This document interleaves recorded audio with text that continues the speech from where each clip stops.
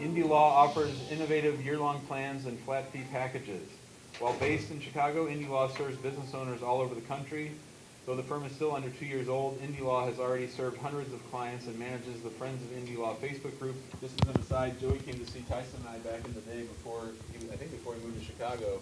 And we've both really been proud of how far he's come. It's pretty impressive what Joey's been able to accomplish, especially with the Facebook group and his firm. So, Joe, thanks for being here, bud. Thank you, man. You got it. All right, so I know that some people might be coming in and out and lunch is still settling. So real quick, I wanted to do a super easy breathing exercise to just kind of recenter ourselves. You don't have to stand up, you don't have to close your eyes. Just put your hand on your stomach and breathe in and let your stomach fill. And now do a deeper breath. Let the stomach get bigger, no judgments. Breathe out. And then a deeper exhale. We'll do that just one more time. Breathe in. Breathe in again. Breathe out. Breathe back out. I've got 3 pictures that I wanted to start off with. And by the way, this isn't me on that mountain.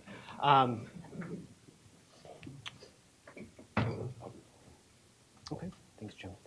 So this is the first picture that I wanted to show everybody. I think that this is the Grand Canyon. At least that's what Google tells me. I've actually never been, but my wife has. And after we got married, we were looking through some old photos, and I saw this photo of her and an ex-boyfriend in front of the Grand Canyon. It was beautiful. But we had been married for a while, and I could tell that it was a fake smile. Like, you know, one of those, like, I'm fine smiles. And I was like, ooh, like, why aren't you happy in this picture? And she was like, oh, it was awful. We fought the entire drive there. I basically knew that I was going to break up with him and then had to suffer through the rest of the experience. And it just ruined the whole trip. I mean, it was beautiful to see it, but yeah, it was just an awful experience. And that kind of put a nugget in my head of this truth, that if the journey sucks, the destination will probably be a letdown. Can you go to the next slide, Jim? This is the face of a guy who is really scared, doesn't know what he got himself into. So in 2014, I graduated from this law school. Yeah, I was really scared because I had started to realize that I was on this path that I had set for myself, and I wasn't liking the destination. I had said yes to a law firm, finally, and I was looking around the room at that law firm, and there was nobody in that firm whose lives I wanted.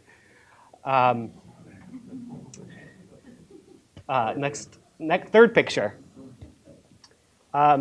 So this is me in 2018. That's not a Grand Canyon smile. It's a genuine smile. Since 2014, I've come quite a long way in kind of realizing the type of law that I wanted to do, and kind of re-steering that journey that I was on so that I would like the destination I was heading towards. As Jim said, I've now got a Facebook group.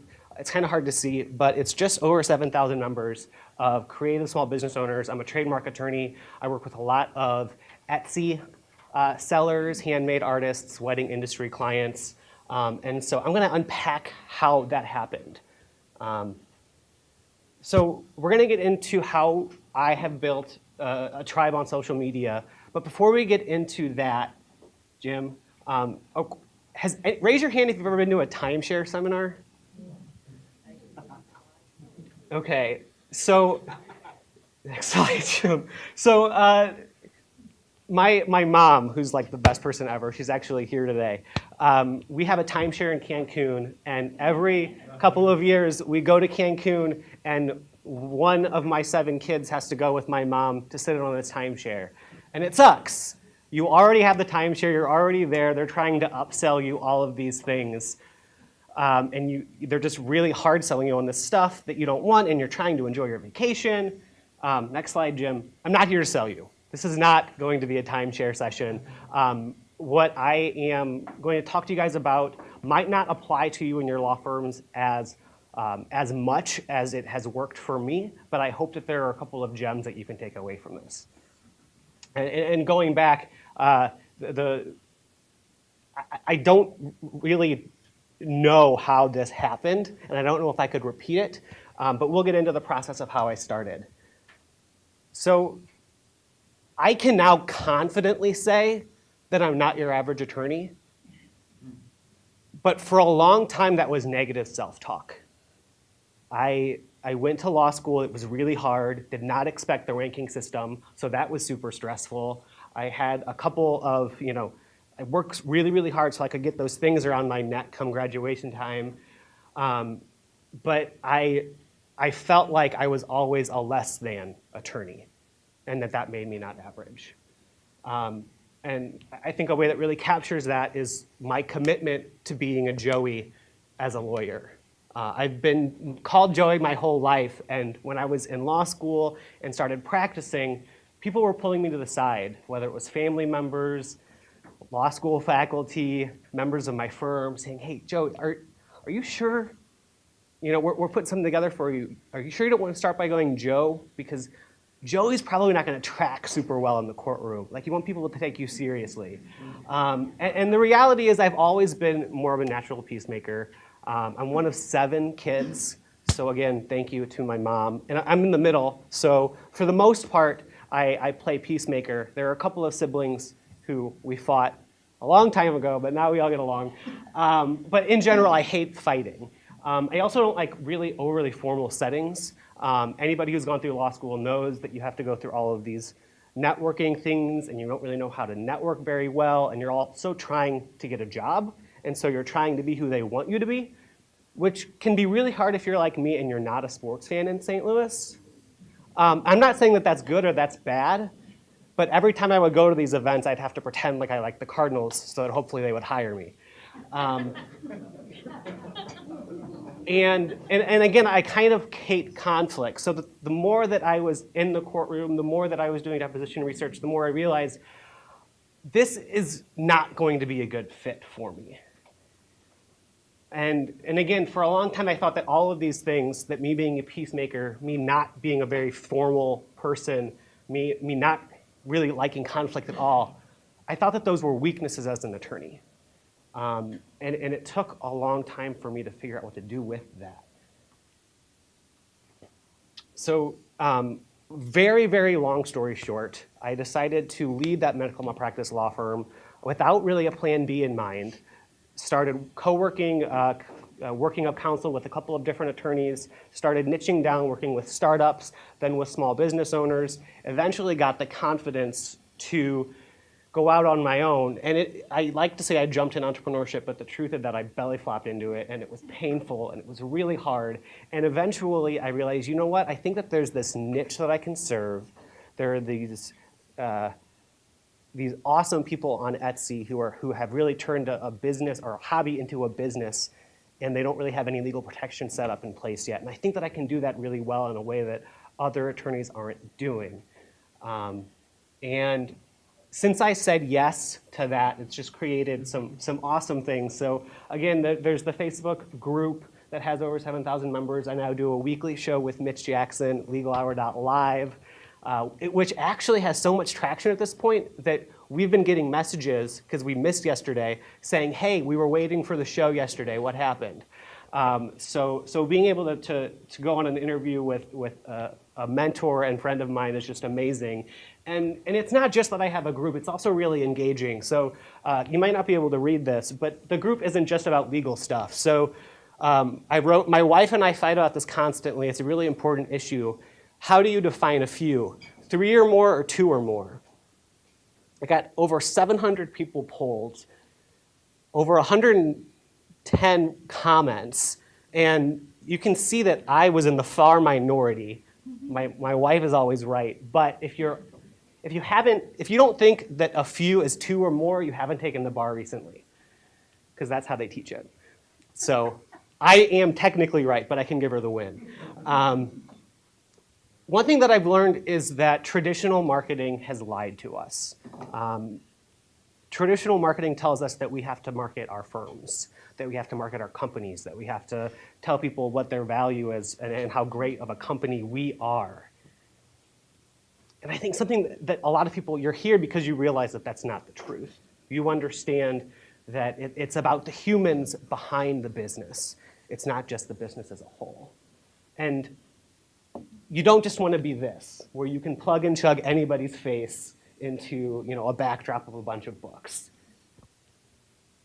So the cool thing about this space is that Jim and Tyson are doing this so well. And they're doing it both professionally and humanly. So Jim's got a video on B2 visitor visas to the US with over 60,000 views on YouTube. Tyson's got another serious video with over 10,000 views. I'll let you guys fight over that later. I know that you like to compare each other's views. But they also show off their human side. Jim's got a vlog, and Tyson has a video that's called Horses ? Is it? I didn't actually watch it. I just thought the title was really funny. But here's the really cool thing, is that every single person who's speaking at this conference understands this. So this is every single speaker's either homepage or really easy to find social media presence showing off their photo. And when you go on their site, when you look them up, you understand that there's a person behind the company. I think that's awesome. So social proof is more than just singing your own praises. We all know the importance of testimonials. Really quick, I wanted to show you guys, I know that Jim and Tyson do their tips and hacks of the week in their podcast. This is something that Slack does that I just saw yesterday that I thought was brilliant, and I'm going to start stealing as quickly as I can. What they do is on their website, when they have their features list of what Slack does, what their features are, they explain what it does, but for every single feature, they also have a testimonial. So it's not just them tooting their horn. And I think that's a really smart way of using testimonials to say, not only are we a good law firm, but we're also responsive. And here's a testimonial saying that we're responsive. We communicate on time. All these other things that we say that we do that makes us better than the other law firms, and then having testimonials that prove that. I think that's really cool. So the truth about building a tribe is that it won't necessarily make you money. I polled my group, and so I know that over 90% of them are making 20 to 30K in their business for the year. And so they probably don't need an attorney for this hobby that they have. But I've created a following among them nonetheless. But it will make people remember you.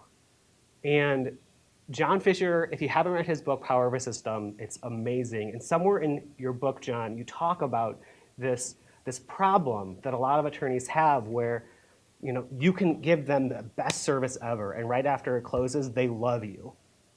Then 2-3 years later, the topic of that story of that lawsuit comes up, and they can't remember your name. That's what having a social tribe on media can accomplish. So, and this is what I mean. I'm in a number of Facebook groups. This isn't from mine, but somebody asked in another Facebook group, hey, I got this question about trademarks. And one of my clients says, Joey's the guy to talk to about trademarks. And then I respond, and then another client said, yes, second Joey, I third Joey, fourth.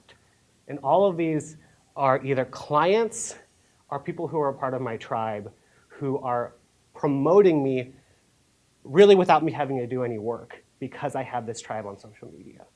And I'm going to show you guys kind of how I got to do that. And you might be thinking, Joey, that's cool, but this is probably not going to work for my practice area. And that's okay. This might not work for you, but what I'm trying to do, and what I hope I can do, is really just pull back the curtain on how I did this. Again, I'm not here to sell you. The first thing you have to do is find your niche. And Jim, I got another slide here. So the important thing that I think attorneys don't understand is that a niche is not a practice area. So what I advise you guys to do is to look back on your recent 10 clients and pick 3 of them that you've liked the most, that you really enjoyed working with. And then try and figure out what the commonalities were there. What do they have in common?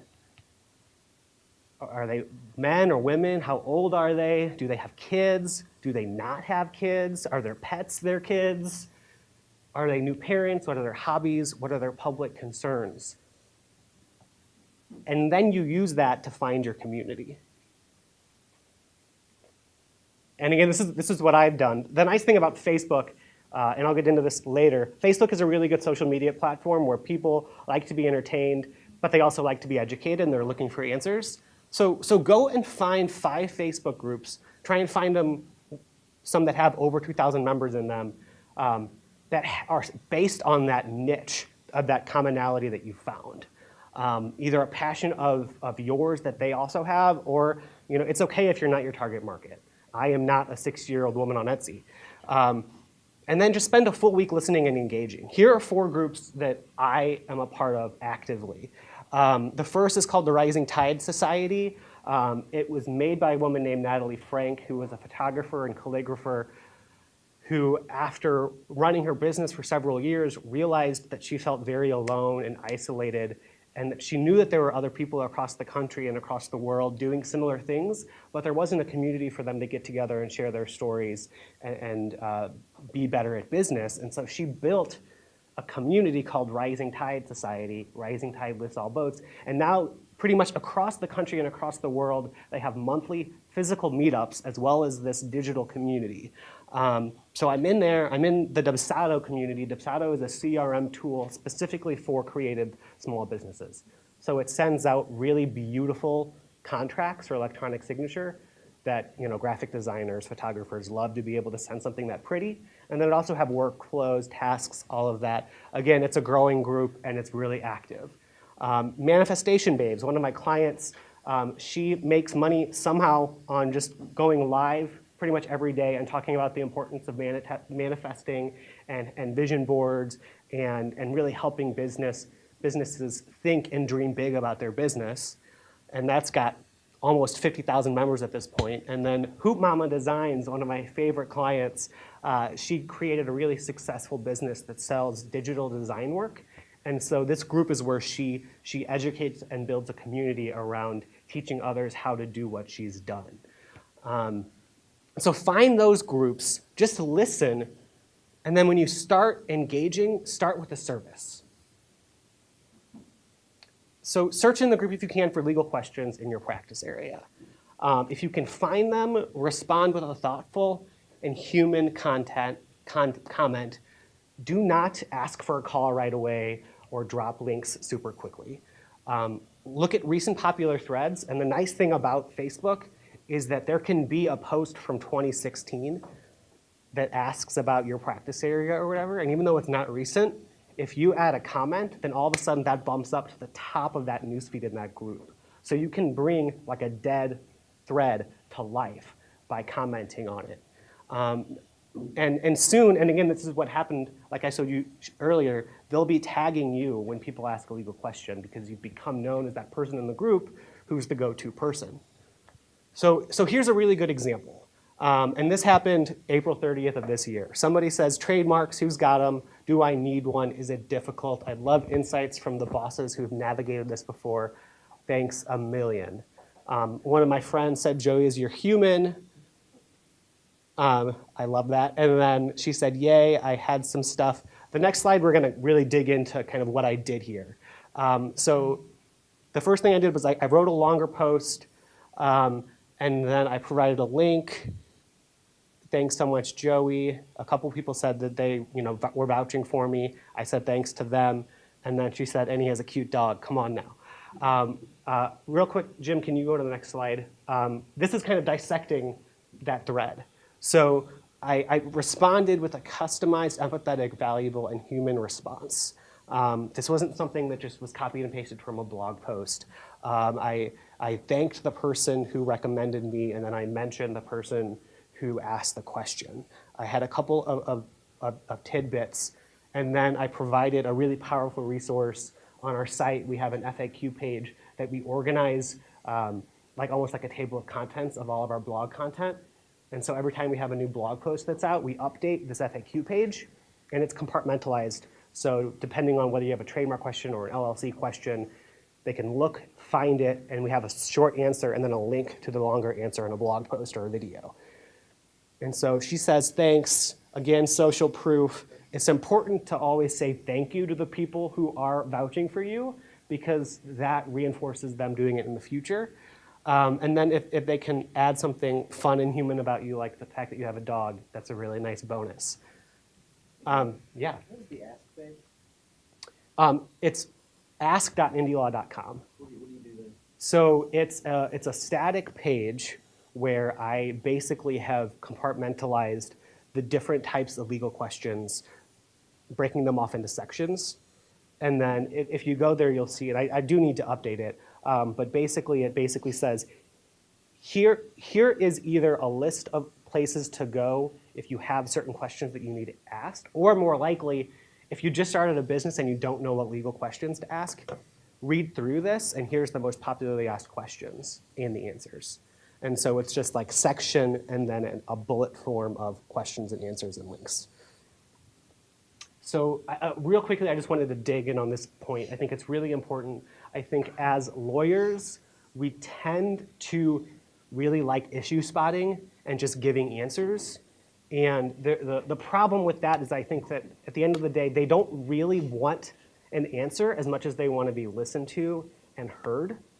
And so it's really important not just to say, here's what you should do, because that doesn't create a relationship. So I ended it saying, find an attorney who you like and trust, and try and be thoughtful and kind and not just jumping to what the answer is.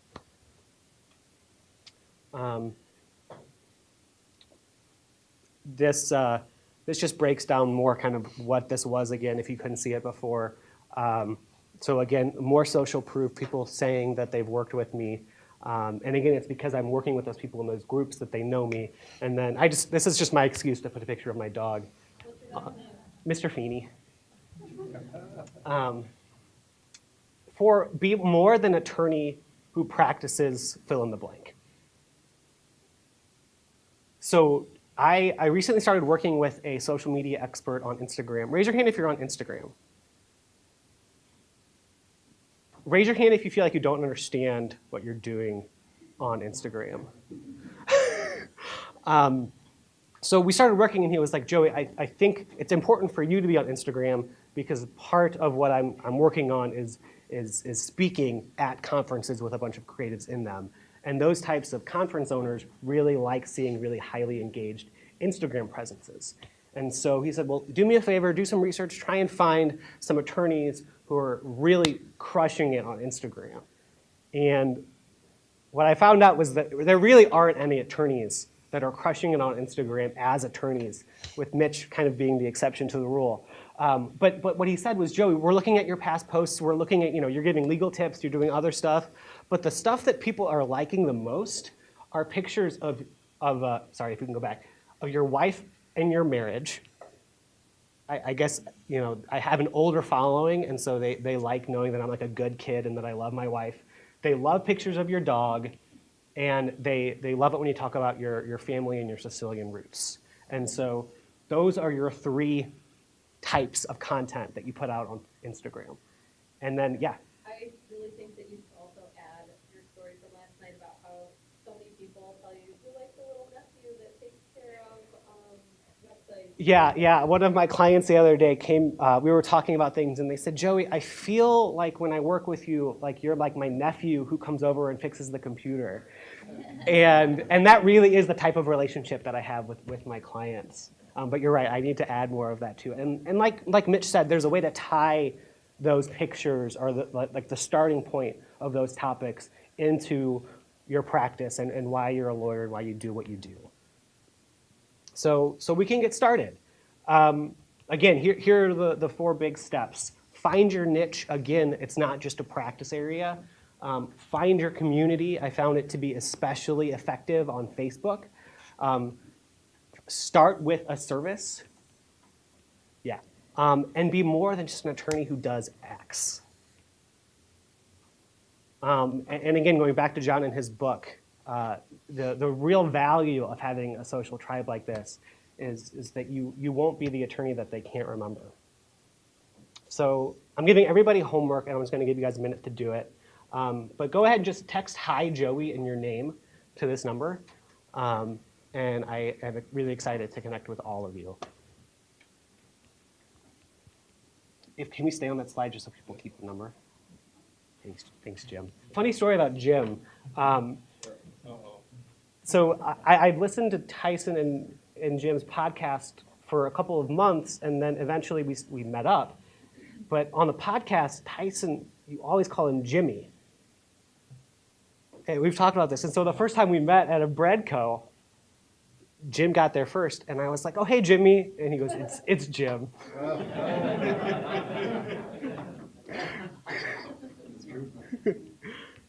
All right, we can go to the last slide here. This is something that I've learned for myself and with the business owners that I work with, is that you have to love yourself more than you love your business. And I think that this aligns really well with the whole maximum lawyer community, because we realize that being a maximum lawyer isn't just about being the best, most profitable attorney that you can be, but also having that be what allows you to have the life personally and professionally that you want. And if you can have that mindset of, I want to love myself more than my business, that can really help inspire some things about, what is it that I love about myself more than my business? And that's your differentiator. That's what you then promote on social media. That's what makes these people fall in love with you and become not just clients, but fans and part of your law firm's family. And that's it. Any questions? Yeah. Said you had to fake because you were a Cardinals fan, and then you brought a Cardinal hat Tuesday. So do you still fake, or do you? That's my brother's. Yeah. I recently moved to Chicago, and so again, this is just hopefully like a conversation ender, where people can say, "Hey, which team do you root for?" And I can just point my finger, and then it'll be done. As a trademark attorney, by the way, for those of you who don't like sports, if you go to any type of sporting place, there's a fun trademark game you can play called Find the Trademark Registration. Most of all of the advertisements are registered trademarks, which means that they should have a circled R after the name of the business. And so it's a cool way of seeing what businesses have registered trademarks. Mitch? So Joey, can you talk a little bit about building community and shining a spotlight on others in the community as opposed to your team's results, for example? And also, how are you using videos or pictures or clever gifts to help complement the community? Yeah, thanks, Mitch. So your first question, your last question. Shining a spotlight on others. Yeah, so I learned very quickly that the reality of that community that I was quickly building, they weren't all ready to buy, and they didn't all need to buy. And so I very quickly realized, I think that my law firm will be more successful if I'm transparent about the fact that the legal things that my law firm provides are not foundational legal needs, but there are probably more foundational business needs that this group needs. And so I started a weekly interview Facebook show where I was interviewing guests who I frankly thought did more valuable things for small business owners than me, hopefully making connections between the followers and the people in that group. And that's been my way of having a strong referral system, because those people are then working with businesses, and when they do grow, when they do need trademarks, or they realize that they don't have an LLC in place and it's time to, then they can get back to me. And Mitch, I mean, you know just as well as I do that the power of video, it's just such a humanizing thing, and it's, I think to a certain extent, I would maybe spend no more than an hour doing tech research and how to do on video, and then just do what Mitch says and hashtag just start, and just hop on video. You'll learn as you go. You'll find that most of what you think were problems with the videos, nobody else noticed. Any other questions? Yeah. Maybe the answer is just change the practice area, but for somebody who's doing a highly transactional practice area like family law, would you suggest building a community around a family law firm or a tangentially related authority thing like family happiness or whatever, and oh, by the way, when it screws up, I'm a family lawyer. Does that make sense? Yeah, yeah. So I was able to kind of create my own community for it, but I think that step might not be necessary. So if you find groups that are, and when you say family law, can you tell me more about what specifically the types of cases that you work with? But let's say divorce and custody. Okay. So I would be really shocked if there weren't any Facebook groups that are like, I'm mad at my husband. And you can just sneak in there, listen, see what the conversations are like. And then I chose my practice area. I mean, when I started indie law, I thought I would be working primarily with men and women with purple hair and tattoos. And then when I started going out there, I realized that there was a deeper calling in this older demographic. And so I think it also helps you find kind of a particular niche. Not to make it personal, but Yeah. I created a brand called Own Your Drama, and the idea is that, you know, I keep having these family law clients that I have to say, those are not legal questions, you need to own your drama, and I found myself using that phrase over and over. And so the Own Your Drama idea kind of became like, figure out how to help yourself as much as you can and figure out when the trigger is to hire experts. Yeah. And I don't know if that's a distraction from the law firm or something. I'm asking for free therapy right now, Joey, but I don't know if that's a distraction from the law firm or the work that should be done. And oh, by the way, we product that we Yeah. monetize through legal services. Do you currently have any strong relationships with like couples therapists? Other than mine and my wife's, just kidding. Just locally, yeah. Okay. Strong, but. I would see if you can, try and reach out to people online and say, hey, I'm not asking you to, give away any confidentialities or do anything that you can't do as a therapist, but I would love to have like a lawyer interviewing a family therapist show about what's the difference between something that should result in a divorce versus something that can be resolved amicably, or at least what can that look like? Right, but I guess would you brand that under the law firm or under this separate authority brand? I would start it as you. I started my law firm as the law offices of Joseph C. Vitale, then realized that I was going by Joey and people were getting confused. So I went by JCV Law, and then people would confuse the initials, and so that's why I went with Indie Law. But I'm doing, people, when you saw that, they weren't tagging my group or even Indie Law, they were tagging me personally. So I think that you can totally build up a name for yourself. I know. Joe, talk a little bit how your firm, I know you've grown a lot, about what it looks like now in your firm after having had this experience with India. You mean like the kind of the business model of it? Just how does it work as far as the group being business to the firm? Sure. So the way that my law firm works, it's a pretty unique business model. It's a lot of monthly recurring revenue. So I work with creative small business owners that usually want a trademark plus something else like a very kind of basic legal document or maybe LLC formations or an operating agreement to go along with the LLC. And so what I've created a year-long plan for them to join. And the goal is to force them to actually pay me month to month instead of upfront. And so I was kind of forcing myself to starve in the beginning financially, but now I've got a floor each month of recurring revenue that's coming in. And in the group is actually where I let people know, hey, I'm doing a discovery call. Here are times to schedule an appointment with me. And what I stole from Jim, because I'm at a point now where I was on maybe like 4 calls a day. And so I finally started pricing it and then repackaging that concept as, hey, I know that I did free discovery calls before, but they were actually not very helpful to people who were calling because I was biting my lip the entire time, just saying we might be able to work together. And so what I'm realizing now is that I can start to be a law firm and have these discovery calls where I can tell them, don't worry about it yet. And that is valuable to them. And so now I need to learn a lot from everybody else who kind of knows their marketing. Mine is very much like guerrilla networking, but I am just kind of posting 3 times a week, hey, you guys, here's a link to grab a call with me, and that's where I'm getting most of my leads.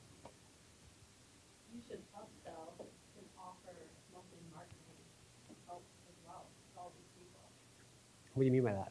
Because if you have all these people that are trying to sell these products and these crafts and everything on Etsy, they're gonna need to market themselves and their products. So if you're already cornering them with all the information that they need to set up their business, you can take it a step further and offer, like, okay, for an additional X number of dollars, we'll create a marketing plan for you, help you walk through that plan. Yeah, Like, I'm going to need your help with figuring out how to create a separate business that will allow me to do that. Can a law firm use it? I don't think that they can offer non-legal services in addition to legal services, but yeah, there's a good market for it. definitely. How long do you spend on social media daily, and how does your schedule look like? Again, I'm not a good example. Next meeting, another couple of months, hopefully will be higher. I'm not spending any money on ads. That'll be changing soon because I'm starting to see the limits of organic Facebook. I'm trying to think of what are like legit social media costs. I will say, again, another tip from Mitch, there's a service called bombbomb.com that allows you to send video-based emails that turn a 3-second GIF into out of the first 3 seconds of your video. And that's not strictly marketing, but that's really helped cold leads turn into warm leads very quickly. No, but you work that you do the posting, the engagement. How much time do you spend on social media replying or engaging with your Facebook? So you Not much. One of the 1 hour a day. Or I'm not too scheduled at it yet. One thing that I learned quickly, I started the group, and very quickly it got to like 1,000 or 2,000 members because of a blog post that I wrote that went viral within the Etsy community. But before I knew otherwise, the default setting in a Facebook group is for everybody to be able to post, and that post to just go into the group. And people started asking questions, and people who weren't me were answering them legally. And so I really quickly shut that down, and now everybody in the group knows. And it's one of the few groups that I know of where you can't, only I can submit posts in the group. And so that's how I manage the conversations that are going on. Why did you say you're cutting back organic? Your organic Facebook. You said I'm going to paid ads and I'm cutting back on organic Facebook. I wouldn't necessarily say that I'd like to know a lot more about that. I wouldn't necessarily say that I'm cutting back, but I am realizing that people who understand Facebook ads are looking at what I'm doing, and they're like, Joey, you have a very clear, programmable market that we can reach this out to. And so I'm starting to see the benefit of that. And what I've learned is that once you start dabbling in ads, then your organic reach starts to go down. And so once you do commit to start testing ads, just know that you, in a sense, are saying that you're going to commit yourself to it. Because if you stop, Facebook doesn't like it. Oh, but you didn't mean your personal profile. You're still just as active on your personal profile. You're saying. Oh, okay. So there's a difference between being on your business page and putting stuff out there and not paying advertising for it versus doing stuff from your personal page. I do very little out of my personal page that is publicizing my law firm and me being a lawyer, except for if I get tagged in a group. And at that point, it's usually pointing back to the firm. But good question. Thank you, Joey. Yeah. Thank you, guys.